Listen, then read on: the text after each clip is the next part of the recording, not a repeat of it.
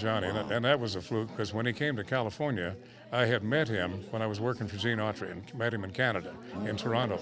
But he moved in '58 to California. He bought Johnny Carson's house when Johnny and Ed moved to do the TV show in New York City. That's true. So Johnny Cash bought Johnny Carson's house and decided to do some films, and he did as an actor. He was in Wagon Train, and Shotgun Slade, and a few things. But he decided to put a package show together, and I was on Columbia Records. He was on Columbia Records. The Paladin show was already a hit. Yeah. So he said, how about coming out on 3 dates, Bakersfield, Fresno, and Sacramento, and opening the show for me? Those are my areas. Oh, too. this is terrific, So went up there, and they were all sold out before we got there, very successful. But I thought, man, 3 days on the Johnny Cash show, that's going to look great on the resume. Sure. About a week later, he called me and said, I've got 16 dates in the Midwest. Do you want to go? And I said, absolutely. Well, long story short, Jeff, the whole turned out to be 39 years and 11 months on the road. Well, with Johnny Cash. with the guys that he had in the Tennessee Three, he admired good guitarists, and you certainly were that, and you are that. And I think I see that you're wearing black, and two of your guys that you're talking about wore black. Paladin and Johnny Cash. This was a strange thing. Johnny did not always wear black. I've got dozens, if not hundreds, of pictures when we were on the road starting in 1958, where he wore beautiful powder blues. He wore red sports coats with gorgeous vests underneath and gray slacks and I see that highly pictures polished. of that. Yeah. The man in black thing didn't come along until a lot later in his career. And also, the Hello, I'm Johnny Cash was a little bit of a misnomer in the movie because it showed him doing it way too soon. He never once said that, and I worked 200 days a year with him. It didn't happen until his ABC show, didn't it? No, it didn't happen until the Folsom Prison album. Okay. They had to have an intro into the Folsom Prison album. How are we going to get into this? We're going to have an announcer say, all right, guys, here he is, your prison favorite, Johnny Cash. He said, no, wait a minute. Just lean the microphone, John, say, hello, I'm Johnny Cash, and then hit the first, Folsom Prison Blues, and you're home free. So in the movie, that was changed a little bit. Yeah, but you did say off camera earlier that you thought that 95% of it was pretty accurate. I was there for it, 95%. Just little bits of what they call literary license, Jeff. They moved a little time slot or this and that, but 95% of it was absolutely true. Good because I loved that movie. Well, there were times when I got so involved in the movie, when I saw it first on the big screen with Joaquin Phoenix, who was John's personal favorite, to play him.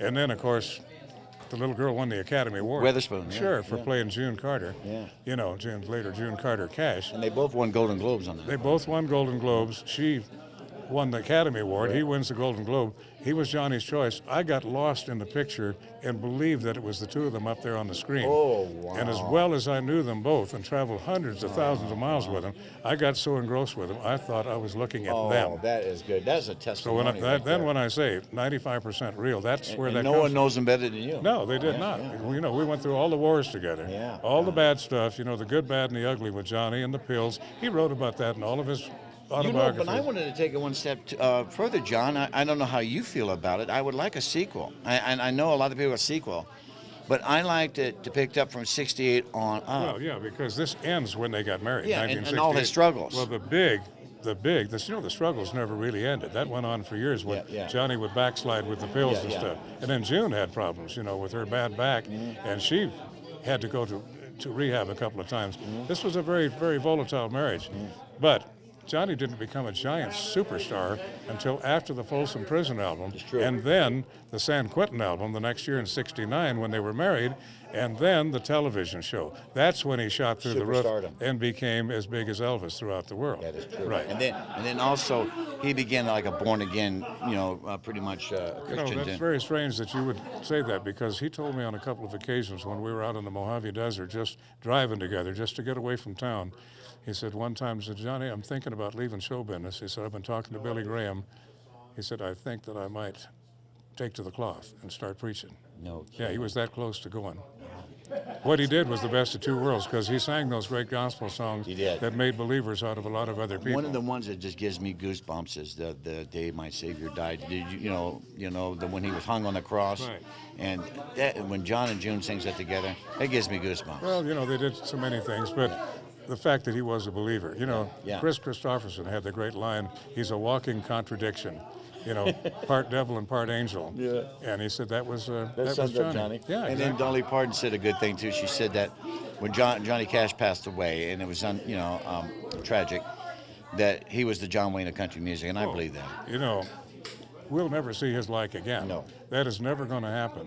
Ralph Emery, the walking encyclopedia of all country music and the great soothsayer of, has written a couple of major books on the subject, said it best. He said, Johnny Cash is the biggest single name that country music has ever created. He is bigger than Hank Williams. Yeah. Because Hank Williams died in 1953, New Year's Eve. Soon. But it didn't have the media back then. The world did not know about Hank Williams. You're right. They may have known Absolutely. about his songs, but, Cold, Cold Heart, more people knew that Tony Bennett recorded it than Well they did said. Hank Williams. Well said, John. Well So said. Johnny and Dwight Yoakam, the great statement. Yeah. 200 years from now, people will be singing songs of Johnny Cash. That's true. Like they would be talking about John Wayne. Forever. Yeah.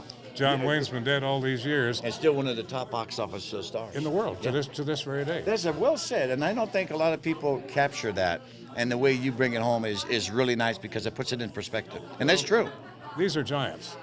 There is a level of stardom that goes like here, in tears, and then there's the superstars, an overused word, Jeff. You know that. Right. Oh, there yeah. are a few gifted superstars that transcend everything. True. Paul Newman, who just passed away, was one of those. He's one of them. Right. He's one of them. know, and giving things back to the right. community. But you're turning a John Wayne and a Johnny Cash, although their fields were different, one movies and one with music, Right. into legends that people will remember forever and ever. You will tell your grandchildren. True. They will tell their kids. That's true. Well, you should have been around when Johnny Cash That's was true. around. So, And you know what? They respected each other too. oh, absolutely. Yeah. That's great. Absolutely. And John, you have legions of fans, and I'm one of them. John, tell our audience. I know you're going to make an appearance. You're going to be the host of the Silver Spur. But what are some of the things you got coming up the fans can look forward to seeing you in? Well, I've got 2 RFD TV shows coming up. I just taped one 2 weeks ago, tonight as a matter of fact, in just north of Minneapolis for the Midwest Country Show. But another one I'm proud of is about Gene Autry and his horses. I taped that one for the Horseman Show, which runs great. on RFD. These are both coming out in the next few weeks. So folks who receive RFD TV, be on the lookout for it. I can't tell you what the play dates are, but they're coming. Go on Silver Spur, of course, on October the 17th to host that awards, which is going to be a lot of fun. And then I just keep on doing concerts like this on weekends right up through the holidays. And I'm going to enjoy one tonight, right here at Rex Salad Days in Wilcox, Arizona. Now, John, what about a website? Do you have a website? No, but you can bring up my radio station, which is KFDI, K. Frank David Irving, KFrankDavidIrving.com. It'll bring in the link and so forth. Great. And you can see all my bio stuff and Fantastic. stuff. I just don't keep a website for where I'm going to be appearing or whatever. This is still fun for me, and I'm having a lot of fun you doing can it. tell, John. And tell our audience about some of the film work you've done. I know you've done a lot of television. What's some of the things that... Well, I just got to go back to Kanab, Utah with our mutual friend Don Schilling for the 50th anniversary of Have Gun Will Travel. But I was up there for 13 weeks one time doing a cavalry series called Boots and Saddles, the story of the 5th Cavalry. At the same time, just previous to that, in the same era, I made a picture called The Dalton Girls up there with John Russell, who starred in the Lawman TV series. I liked him. And Penny Edwards was my leading lady in the show. It was a wonderful thing. And then I really got a kick out of it because here we're 23 miles away from Fort Bowie, Arizona. I made a picture with Ben Johnson, a cavalry picture called Fort Bowie, and it shows on the Western Channel. Don't you love him? Yeah. What you saw is what you got. Ben Johnson paid my way, Jeff, into the Screen Actors Guild. Did he really? 1957, the guild cost, plus you had to have a sponsor, was $200. Right. All right, I had a wife and a new baby. I didn't have $200.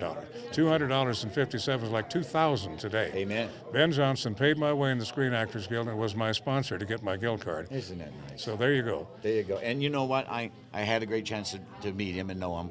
And I tell you, that guy is a true cowboy. Oh, Everything the you best. saw on the screen, Ben can do, and do it damn Everybody, good. including Joel McRae, who was a great horseman, said Ben Johnson is the greatest horseman that ever rode on the screen. And he made a believer out of John Ford, like you said. Oh, yeah, John Ford loved him.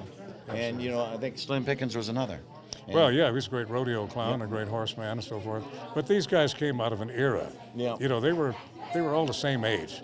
These were the real McCoy, and guys like John Ford would come along and pick those guys for what they could do. You're lucky, John. You lived in a great era, and you got to know these guys firsthand and play along with them. Well, I respect your. I respect your thing. This hit me in the head like a hammer. I did an interview for Ranger Doug Green of Riders in the Sky fame. Right. He's got a big book out called The Silver Screen Cowboys, Yep. The Singing Cowboys.